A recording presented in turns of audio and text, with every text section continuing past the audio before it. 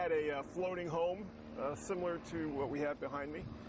And back in 2006, the city of Riviera Beach wanted to take 2,200 homes via eminent domain along with the public marina to give to a private developer.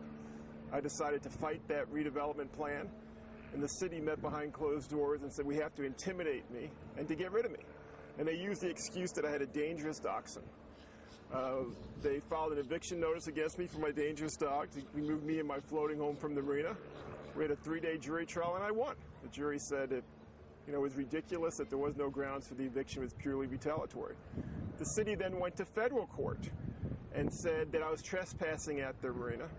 And federal judge William Demetrio Leas in Fort Lauderdale did what's known as an admiralty arrest. He arrested my home.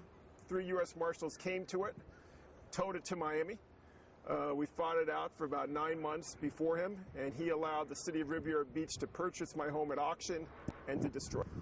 I told him that he was wrong. A floating home is not a vessel. It's not subject to admiralty court. He didn't want to hear what I had to say. He said if I didn't like it, to appeal him.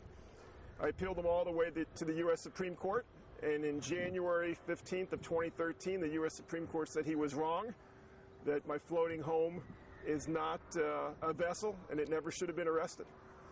We're now back before him, and last week, or a few days ago, he issued a ruling that my floating home, as far as he's concerned, is still a vessel for valuation purposes, and that if I don't want it to be that way, to go back to state court and get relief there. He had ordered the city to post a $25,000 bond, and he denied my request to have the $25,000, which was the substitute for my floating home, returned to me.